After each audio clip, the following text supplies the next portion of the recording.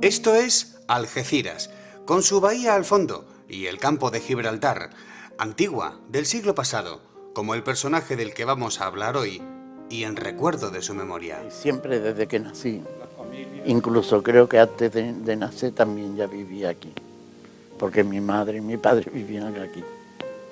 Ten en cuenta que él era un miembro de una de las familias. Decía el profesor Ocaña que no se puede hablar de una alta burguesía en Algeciras, pero ciertamente finales del siglo XIX y el primer tercio del siglo XX hay una burguesía que yo creo que son de los propietarios de fábricas. La cárcel con la fábrica de jabones, de aguardiente, la familia Vandrea, que viene de fuera, la fábrica de harina, los bocinos con la fábrica de fideo y evidentemente los Valdés que estaban explotando el negocio de la tenería. José Antonio Valdés y antes su padre pertenecían a una generación que ya no existe, real y en esencia, un modo de vida que en los años más precarios destacó por su posición y por su forma de ver las cosas. En esta casa hace algo más de un año decía adiós definitivamente un artista controvertido, pintor, escritor. Hoy vamos a conocerle un poco más.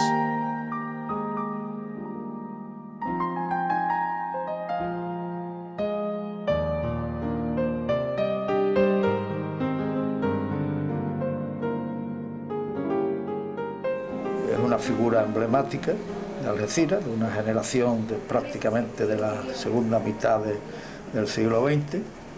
Fue un referente para los hombres de mi generación. ¿Usted se considera un hombre que se ha adelantado a su tiempo? No, yo creo que no, pero lo único que te puedo decir es que no he adelantado.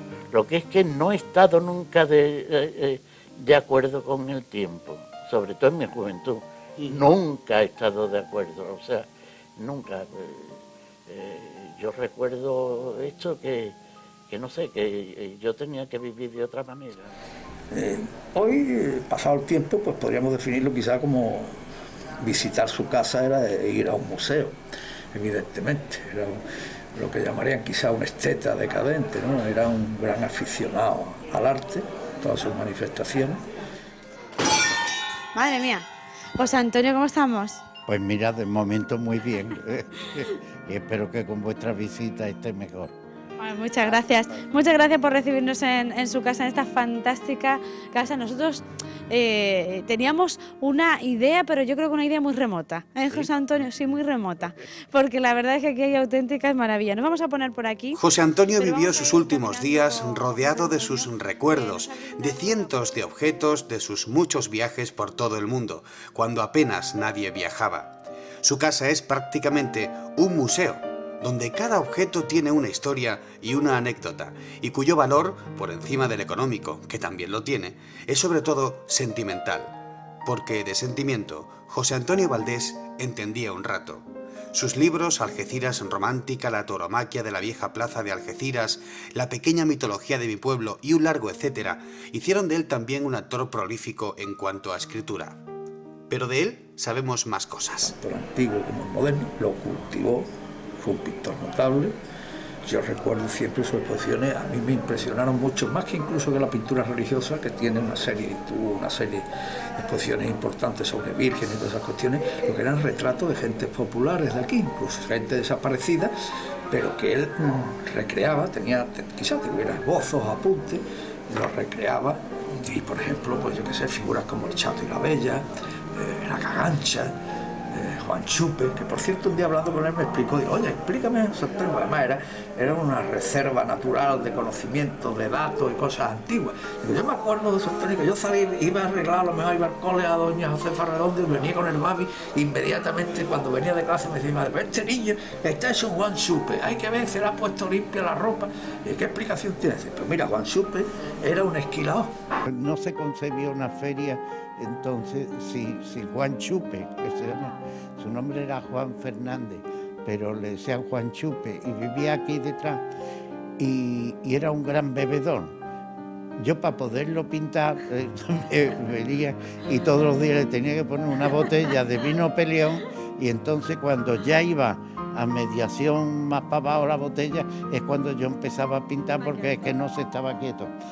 No sé, son un tesoro, un acervo que conservaba hasta eso, ¿no? Hasta detalles de personajes, de figuras y dichos. Se llamaba La Cagancha, le decía La Cagancha, porque era una admiradora acérrima de Joaquín Rodríguez Cagancho, el torero gitano.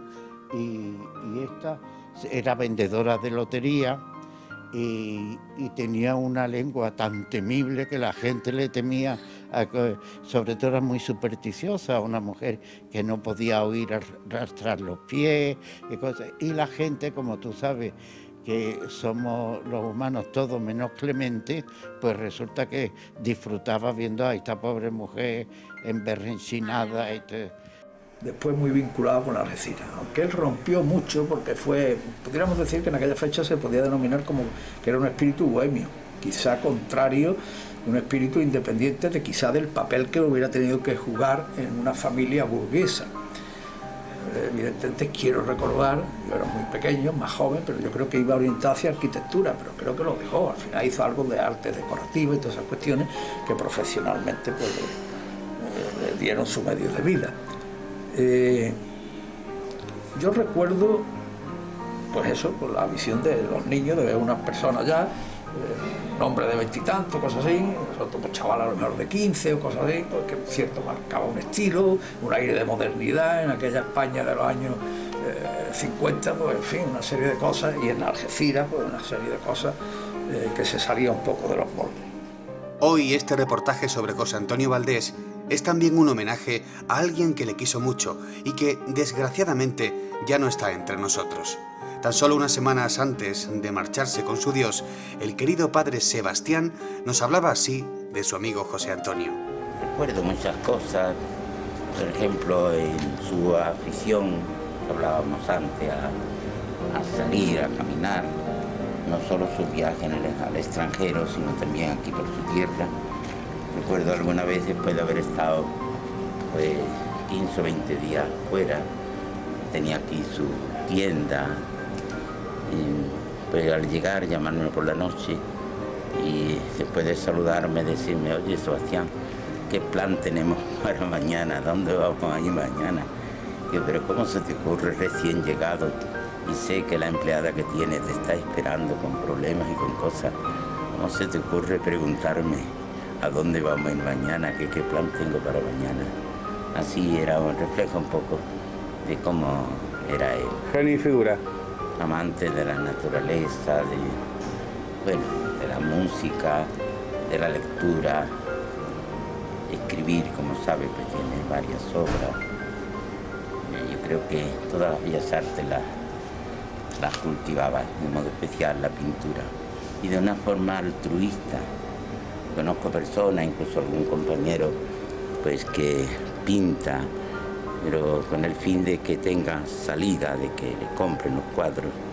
Él, yo creo que jamás pensó en hacer algo para luego venderlo, para que luego se lo compraran. Él lo hacía para sí, disfrutaba de esa manera. El romanticismo de Algeciras se esfumó, ¿no?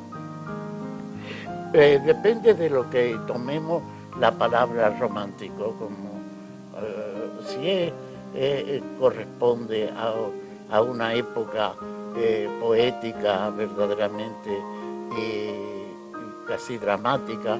En ese sentido sí, se ha esfumado, porque yo no le veo a la Algeciras de hoy, le veo poca vida romántica como antes. Quizás fuera peor vivir, porque la pura verdad es que Algeciras ha aumentado el nivel de vida y hay que alegrarse, ¿no? de que la gente, eso mismo de los patios era, ¿quién no conoce un patio? El patio del loro, el patio del silencio. El silencio era porque se estaban peleando todos los días. Entonces, bueno, pues resulta que eso se conocía antes porque vivían en los patios, pero hoy esa vida del patio no existe. Existen casas de piso, ya es otra independencia. Es una anécdota con Javier, que es compañero de Derecho, también licenciado, abogado, ilustre, que le decía yo un día, hablando con él en el kiosco, digo, porque es que la teneduría, dice Luis, que no es la teneduría, digo, es verdad, la teneduría es la teneduría del libro, es una tenería, dice, es cierto. La tenería sigue viva. Hoy, un siglo después, es un restaurante. Es un negocio familiar donde se curte, un negocio desde principios de siglo, donde esta familia obtiene este local para curtir pieles. Lo adaptan a esa peletería o tenería, como se le pueda llamar. Tenemos estos suelos que están forrados de madera, pero son aljibes, son piscinas donde se pasaban las pieles donde se maceraban las pieles, por decirlo de alguna manera, se iban pasando de un lado a otro. Qué bueno, y lo habéis utilizado y está debajo, está el hueco, ¿no? Debajo está el aljibe, debajo esto está lleno de agua, que lo utilizamos ahora para reciclar el agua, porque viene de un manantial. Es un aljibe natural que se utilizó en su momento para piscina y ahora se utiliza para extracción de agua. Ese es el motor. Entonces aprovechamos el agua para también el restaurante. Ahora nos metemos en esta salita. Estos son suelos originales, también de principio, vamos, yo creo que sí, desde cuando el abuelo de este hombre empezó con esto, sería principios de siglo. Hizo un collage, porque no hizo ningún dibujo, que normalmente los suelos hidráulicos se hacen con dibujos y tal. Esto es un mosaico que nos viene muy bien también porque cuando se va alguna pieza, encaja cualquier pieza. Claro, claro. Hay una anécdota sobre esto, ¿no? Que eran de Sí. Este hombre, pues, con sus proveedores, cada vez que le venían y demás, pues le pedían unas muestras. Como venga, pues déjame unas muestras, qué tal, no sé qué, hasta que logró conseguir el suelo. Se ahorró un dinerito, se ahorró un dinerito. Sí que pidió muestras, ¿sí? Las paredes son todos muros de carga, no hay ni un pilar. Estos son muros de 45 a 60 centímetros, que nosotros hemos rescatado la piedra, la hemos sacado, le hemos quitado lo que tenía y le hemos puesto un producto para que no se fuera el granito, porque estas paredes, al ser tan antiguas, se hacían con arena de mar, por lo tanto siempre tienen mucha humedad. Esta era la cochera, o sea, dividían en dos partes del restaurante, bueno, en el local. Aquella parte era la zona de las piscinas y de las pieles, y esto eran donde entraban las cocheras, que nosotros ahí cerramos el hueco ese, era un hueco grande y servía de cochera y tenía una rampa para abajo y nosotros lo hemos puesto en una fuente y... El garaje, vamos a ver. Sí, ¿no? Sí, cocheras, más que garaje eran cocheras porque en aquella época eran coches de caballo lo que traían las pieles. Claro. Se utilizaban todo tipo de pieles, se utilizaban pieles de conejo, de zorro, de vaca, de cualquier cosa que pudiera servir para zapatos, para abrigos, para cualquier cosa que llevase piel. Por eso imagino que también habéis querido poner pieles en las paredes, ¿no? Sí, se dedica la tenería, el local, José Antonio, el dueño del local y de la casa, dedica la tenería a dos partes. Una es las pieles de los animales y otra es los productos con los que se fermentaban o tenían algo químico esos productos con la piel, como es el bornizo, el corcho. Por eso también se dedica al Parque de los Alcornocales, un poco el tema de la decoración. José Antonio no nos supo decir de cuánto... Estos son antiquísimos, son arcos árabes. Lo que pasa es que José Antonio tampoco, ni nosotros más o menos no tenemos información de cuánto es. Cuando data, estuvieron unos arquitectos aquí y decían que podían tener más de 200 años, ¿no? Entonces, dedicado al corcho, a la ganadería, un poco a la naturaleza, que es lo que se ha dedicado esta casa siempre. José Antonio tenía mucha vinculación con el mundo taurino, ¿verdad? Sí, José Antonio era su pasión, pintaba cuadros, era muy taurino. Por último ya le costaba ir a los toros, pero una de sus pasiones monumentales. Ha tenido muchas relaciones, siempre ha pintado en las ferias, siempre estaba involucrado con los carteles de feria, los pintaba, con los toreros igual. O sea, siempre ha tenido mucha vinculación con eso, con el mundo del toro y con la decoración, las dos cosas. Creo que eran sus dos grandes pasiones. Yo creo que se unen aquí un poquito, ¿no? Sí, él ha mezclado todo esto. Hola, José María. Él ha mezclado todo, ha intentado fusionar todo lo que era sus pasiones con el local. De hecho, nosotros una de las condiciones cuando le dijimos que hacer el local era que nos lo decorase él. O sea, fuimos nosotros el que se lo exigimos porque ¿quién mejor él que va para entender su casa, ¿no? Llevaba todo aquí de aquí y la verdad es que, bueno, acertó bastante. José Antonio Valdés acertó en su vida. Hubo quien le alabó y también quien le criticó. Quizá quien le conoció bien probablemente hizo lo primero. Vivió como quiso, pensó como quiso y dejó cientos de amigos que hoy le lloran. Su hermano Javier lo sabe mejor que nadie. Y volvemos a las fotografías antiguas, a alejarnos de la Algeciras que se duerme en la historia.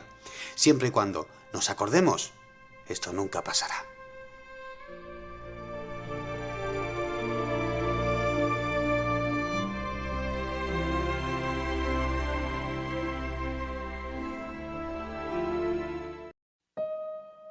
Esto es Algeciras, con su bahía al fondo y el campo de Gibraltar, antigua, del siglo pasado, como el personaje del que vamos a hablar hoy, y en recuerdo de su memoria. Siempre desde que nací, incluso creo que antes de nacer también ya vivía aquí, porque mi madre y mi padre vivían aquí.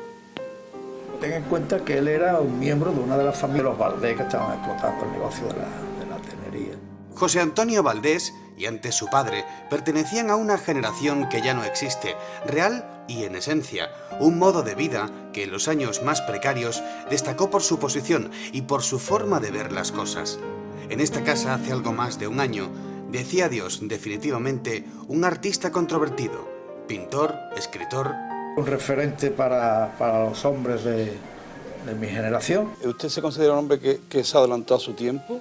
No, yo creo que no, pero lo único que te puedo decir es que no he adelantado. Lo que es que no he estado nunca de acuerdo con el tiempo, sobre todo en mi juventud. Nunca he estado de acuerdo, o sea, nunca. Hoy vamos a conocerle un poco más.